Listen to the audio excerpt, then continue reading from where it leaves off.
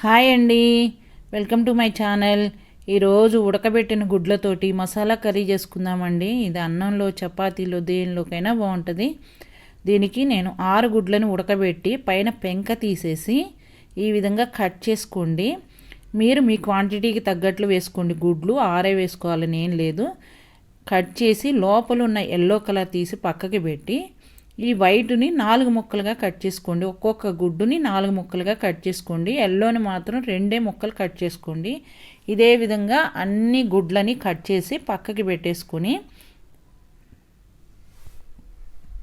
ఇప్పుడు ఒక 5-6 పెద్ద ఉల్లిపాయలని ఎంత వీలైతే అంత సన్నని ముక్కలుగా కట్ చేసి పక్కకి పెట్టుకోండి.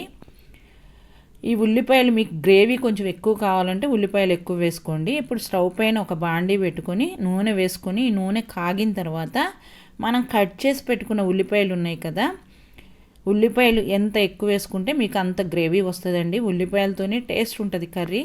ఈ ఉల్లిపాయలు వేసేసుకొని ఇప్పుడు కొంచెం సాల్ట్ వేసుకొని ఉల్లిపాయలు మెత్తబడే వరకు వేయించుకోండి. ఉల్లిపాయలు మెత్తబడిన తర్వాత మూత పెట్టేసి మధ్య మధ్యలో తీసుకుంటూ వేపుకుంటూ ఉల్లిపాయలని ఎర్రగా వేగే వరకు వేయించుకోండి. నేను మూత పెట్టడం స్కిప్ అయిందండి. మీరు మూత పెట్టుకుంటే తొందరగా ఉల్లిపాయలు మగ్గిపోతాయి. ఈ విధంగా రెడ్ కలర్ వచ్చే వరకు వేయించుకోండి. రెడ్ అంటే మరీ గోల్డెన్ బ్రౌన్ కలర్ రాకూడదు. రెడ్ కలర్ వచ్చే వరకు ఈ విధంగా వచ్చే వరకు వేయించుకోండి. ఇట్లా వస్తే సరిపోతుందండి. ఉల్లిపాయలు మరీ గోల్డెన్ బ్రౌన్ కలర్ రానివ్వకండి. ఇలా వేగిన తర్వాత 1/2 టీ స్పూన్ అల్లం వెల్లుల్లి పేస్ట్ వేసి ఈ అల్లం వెల్లుల్లి పేస్ట్ కూడా పచ్చివాసన పోయే వరకు వేయించుకోండి. ఈ ఉల్లిపాయలంతా పట్టి చక్కగా పచ్చివాసన పోయే వరకు వేయించుకొని ఇప్పుడు 1/2 టీ స్పూన్ పసుపు వేస్తే మంచి కలర్ ఉంటుందండి. పసుపు కొంచెం ఎక్కువ వేసుకున్నా ఏం కాదు. 1/2 స్పూన్ ధనియాల పొడి, మీ రుచికి సరిపడా కారం వేసుకోండి.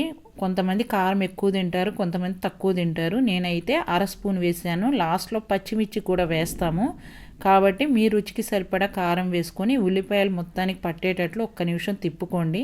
ఎక్కువసేపు వేగనివ్వద్దు, కారం మళ్ళీ మాడిపోతుంది.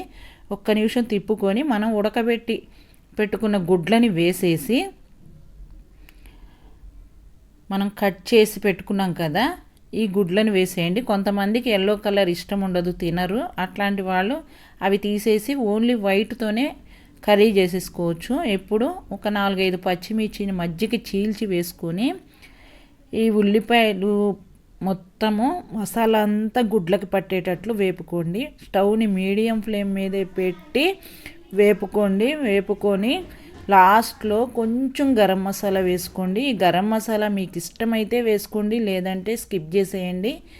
ఈ విధంగా వేసుకొని స్టవ్ని సిమ్లోనే పెట్టి లో ఫ్లేమ్లో పెట్టి కూర మొత్తం ఈ విధంగా తిప్పుకొని మూత పెట్టి 5 నిమిషాలు వేగనివ్వండి. అప్పుడు ఆ మసాలా అంతా గుడ్లకి పడుతుంది. ఈ విధంగా 5 నిమిషాలు మధ్య మధ్యలో తిప్పుకుంటూ ఈ ఎగ్స్ వైట్ కలర్లో ఉన్నాయి కదా, మంచి ఎల్లో కలర్కి వచ్చేస్తాయండి ఈ 5 నిమిషాలు వేగేలోపు. చూడండి, ఈ విధంగా మధ్య మధ్యలో తిప్పుకుంటూ అదే పనిగా తిప్పొద్దు. పచ్చిమిర్చి వేసుకుంటేనే మంచి ఫ్లేవర్ ఉంటుందండి. ఇప్పుడు సాల్ట్ చూసుకొని, ఒకవేళ సాల్ట్ సరిపోకపోతే కొంచెం వేసుకొని తిప్పేసుకొని లాస్ట్లో కొంచెం కొత్తిమీర చల్లేసి కొత్తిమీర చల్లేసి ఒక్క నిమిషం ఉడకనివ్వండి. ఒక్క నిమిషం వేగిన తర్వాత స్టవ్ ఆఫ్ చేసుకొని ఇప్పుడు బౌల్లోకి తీసుకొని అన్నంలో, చపాతీలో, రోటీలో, దేనిలో తిన్నా కూడా tasty masala egg curry ready అండి. నా రెసిపీ కనుక మీకు నచ్చినట్లయితే నా ఛానల్ని సబ్స్క్రైబ్ చేయండి, లైక్ చేయండి, షేర్ చేయండి, పక్కనున్న బెల్ బటన్ని క్లిక్ చేయండి.